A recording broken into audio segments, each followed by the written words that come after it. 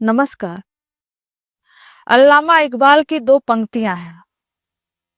मजहब नहीं सिखाता आपस में बैर रखना, हिंदी है हम वतन, है हिंदुस्तां हमारा। इन दो पंक्तियों में भारत की आत्मा बसती है और यही एक इस देश की पहचान भी है। यही हमारे देश की आत्मा है कि धर्म कभी नफरत नहीं सिखाता। मजहब कभी यह नहीं कहता कि दूसरे इंसान का खून बहाओ, और किसी इंसान से यह नहीं कहता कि दूसरे इंसान की पहचान कुचल दो। धर्म का असली मकसद वह नहीं है।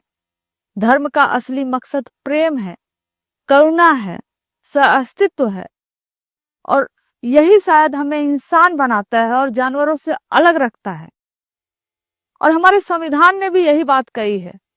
भारतीय संविधान का जो आर्टिकल 25 है, हमें वह यही अधिकार देता है कि हर नागरिक अपने धर्म को मान सके, हर नागरिक अपने धर्म का पालन कर सके, उसका प्रचार कर सके और बिना डर के, बिना हिंसा के यह काम कर सके। और भारत एक धर्म निरपेक्ष देश है जहां राज्य का कोई धर्म नहीं होता, लेकिन हर नागरिक का धर्म सुरक्षित होता है। यही हमारा भारतीय संविधान कहता है।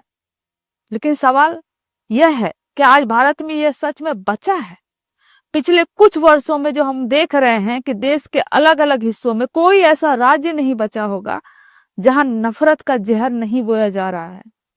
इवन कहें कि नफरत का जहर बो चुके हैं लोग। किसी के खाने पर हमला, तो किसी के त्योहार पर हमला, किसी की भाषा पर हमला, और सबसे खतरनाक है कि किसी की पहचान पर हमला। मैं कुछ केसेस की बात करूंगी जो पहचान देखकर जिस पर हमला हुआ है। आज अल्पसंख्यक होना जैसा अपराध हो गया हो।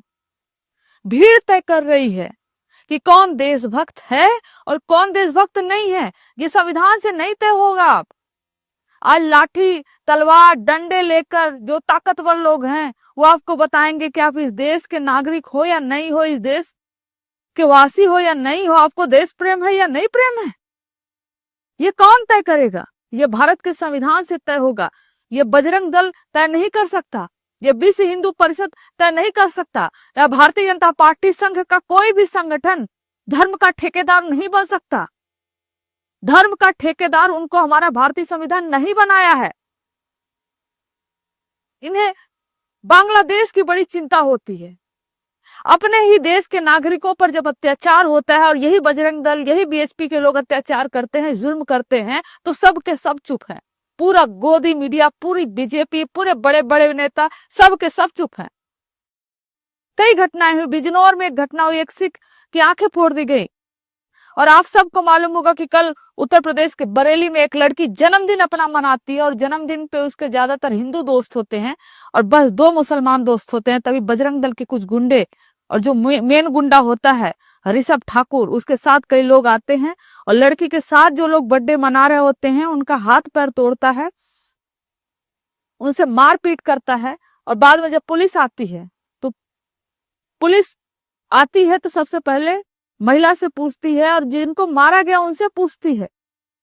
और इन लोग से नहीं पूछा जाता, ये लोग फरार हो जाते हैं। लेकिन सोशल मीडिया पर जो दबाव बना, उस दबाव के कारण पुलिस 5 लोगों को, अपराधियों को गिरफ्तार करती है। लेकिन उसमें भी मेन जो अक्यूज्ड है बजरंग दल का ऋषभ ठाकुर, वो आजाद घूम रहा है। अभी तक उसको पुलिस नहीं पकड़ी है।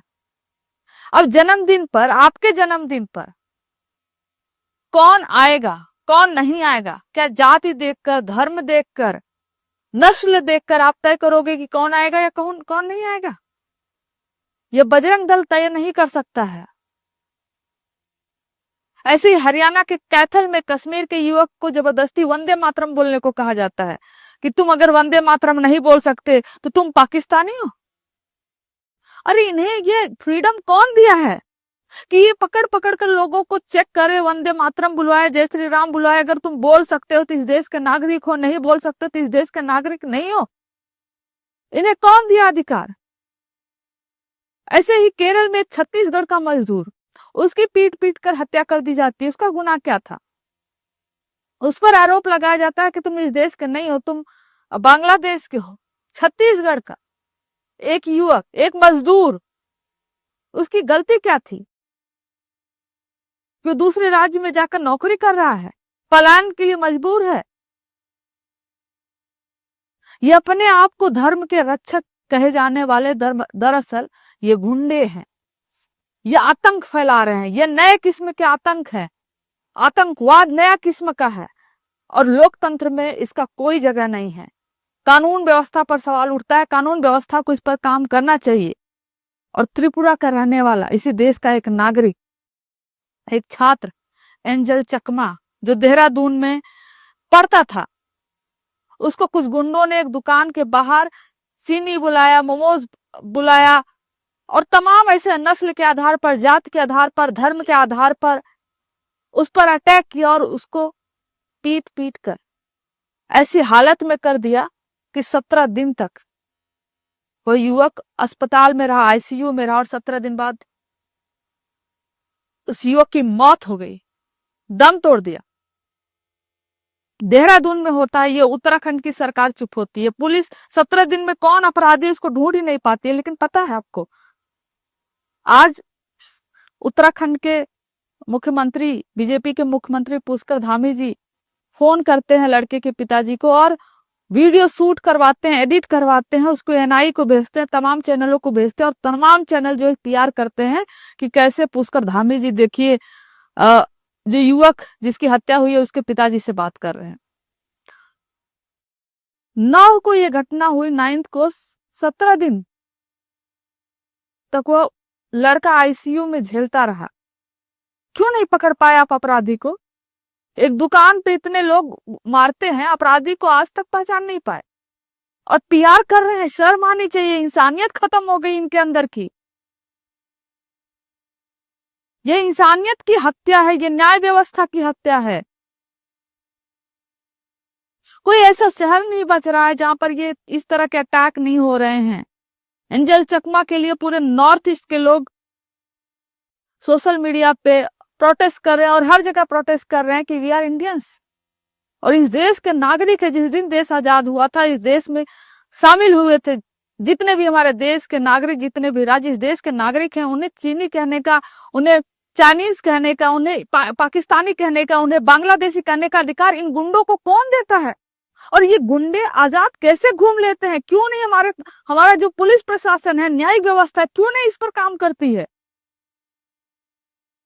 अगर हम भी चुप रहे तो कल नंबर हमारा भी होगा, कल नंबर आपका भी होगा। सवाल यहाँ सिर्फ अल्पसंख्यकों की नहीं है, सवाल यहाँ भारत के भविष्य का है। और चुप रहना, हमारा चुप रहना, आपका चुप रहना सबसे बड़ा अधिकार है। और बाबा साहब डॉक्टर भीमराव अंबेडकर जी के शब्दों में अगर कहें तो जिस हिंदू राष्ट्र की बात करते हैं, जिसके आधार पर दूसरों पर अटैक करते हैं, दूसरे रिलीजन पर अटैक करते हैं, नस्ल जाति के आधार पर अटैक करते हैं, दरअसल बाबा साहब ने उसी की चेतावनी दी थी कि भारत हिंदू राष्ट्र बना तो इस देश का लोकतंत्र जो होगा वो खतरे में होगा। बाबा साहब जानते थे कि कोई भी राष्ट्र एक धर्म के नाम पर अगर बनाया जाता है तो वहां इंसान बराबर नहीं रहते हैं, वहां नागरिक नहीं बल्कि बहुसंख्यक और अल्पसंख्यक पैदा किए जाते हैं। बाबा साहब ने कहा था कि अगर हिंदू राष्ट्र बना तो यह देश के लिए आपदा होगी।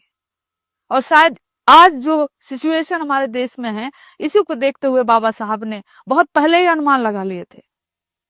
वो जानते थे कि ये तब धर्म की सत्ता होगी और धर्म की सत्ता हमेशा कमजोर को कुचलती है। और बाबा साहब धर्म को निजी आस्था मानते थे और धर्म को राजनीतिक औजार नहीं समझते थे। और उनके लिए था कि जो इंसान को इंसान बनाए, ना कि किसी दूसरे को नीचा दिखाए। बाबा साहब का जो सपना था वह हिंदू राष्ट्र का नहीं बल्कि उनका सपना संवैधानिक राष्ट्र का था, जहां पर हिंदू, जहां पर मुस्लिम, जहां पर सिख, जहां पर ईसाई, हर कोई बराबर की भावना से रह सके, जहां भीड़ नहीं बल्कि संविधान फैसला करे। आज जो भी लोग बाबा साहब की तस्वीर लेकर जय भीम कहते हैं ना, और साथ में यह भी कहते हैं कि हमारा देश हिंदू राष्ट्र है, और हिंदू राष्ट्र कौन सा राष्ट्र? बीजेपी का। वे बाबा साहब को नहीं समझते, या तो बाबा साहब को वो तोड़ मरोड़ के गलत तरीके से पेश करते हैं। बाबा साहब ने साफ ही कहा था कि धर्म को राजनीति से बिल्कुल अलग रखना चाहिए, वरना लोकतंत्र सिर्फ कागज पर बचेगा, हकीकत में नहीं बचेगा। आवाजें कुचल दी जाएंगी, माइनॉरिटी पर अटैक होगा। बाबा साहब ने यह भी कहा कि जो बहुसंख्यक वाद है वह लोकतंत्र का दुश्मन है। सोचिए कितना पहले इन्होंने यह बात कही थी। और लोकतंत्र का मतलब सिर्फ वो नहीं होता, लोकतंत्र का मतलब होता है कि अल्पसंख्यक की सुरक्षा भी हो, कमजोरों की इज्जत हो और असहमति का अधिकार हो। और जब धर्म के नाम पर लोगों को पीटा जा रहा है, और जब जय श्री राम और वंदे मातरम का नारा जबरदस्ती कहलवाया जा रहा है, तो समझना चाहिए कि लोकतंत्र का मतलब सिर्फ वोट का अधिकार नहीं होता। लोकतंत्र का मतलब होता है बराबरी का अधिकार, चाहे बहुसंख्यक हो चाहे अल्पसंख्यक हो, सबके बराबरी का अधिकार। और यही सामाजिक ताना जो शाही है, जो चल रही है, इसी के खिलाफ बाबा साहब पूरी जिंदगी भर लड़ाई लड़े थे। और बाबा साहब ने साफ कहा था कि संविधान चाहे कितना भी अच्छा क्यों न हो, अगर उसे लागू करने वाले लोग बुरे होंगे तो अब बेकार हो जाएगा। और आज यही हो रहा है कि संविधान तो मौजूद है, लेकिन जो संविधान की आत्मा है उसको पूरी तरह से कुचला जा रहा है।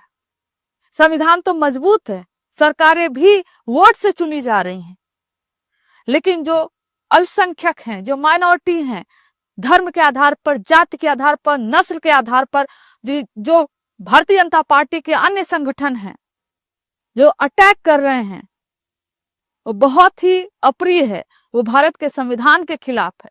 दुर्भाग्यपूर्ण है कि हम आजादी का अमृत महोत्सव, अमृत काल और न जाने कौन कौन सा काल मना रहे हैं, लेकिन आज भी हमारे देश में अल्पसंख्यकों पर अटैक जो हो रहा है, जो जगह जगह हो रहा है, चाहे वो क्रिश्चियन, चाहे पूरा देश जब क्रिसमस मना रहा था, रायपुर के मॉल से लेकर जहां जहां भी सजे हुए थे, सजावट हुई थी, जहां पर सामान बिक रहा था, हर जगह पर अटैक हुआ। माइनॉरिटी पर अटैक करके कौन सा राष्ट्र बन जाएगा? माइनॉरिटी पर अटैक करके किस भारत के संविधान की सुरक्षा हो रही है? और कौन भारत के संविधान से इस तरह से काम नहीं करता? भारत के संविधान में यह सब नहीं दिया गया है। तो ये जो लोग अटैक कर रहे हैं, ये भारत के संविधान के खिलाफ है, ये बाबा साहब के संविधान के खिलाफ है, ये हमारे देश के खिलाफ है, और ये धर्म के खिलाफ है। आपको लग रहा है कि किसी दूसरे धर्म पर अटैक करके हिंदू धर्म की रक्षा कर रहे, नहीं, ये लोग अपने ही धर्म के, हिंदू धर्म के सबसे बड़े कट्टर विरोधी हैं, क्योंकि हमारा धर्म मानवता का धर्म है, हमारा धर्म प्रेम का धर्म है, हमारा धर्म कोएग्जिस्टेंस का धर्म है। हिंदू धर्म कभी नफरत करने नहीं सिखाता, और भारतीय जनता पार्टी के जो अन्य संगठन हैं, उनको हमारे धर्म का ठेकेदार हमारा संविधान नहीं बनाया है, इसलिए वो ठेकेदार नहीं बने। शुक्रिया।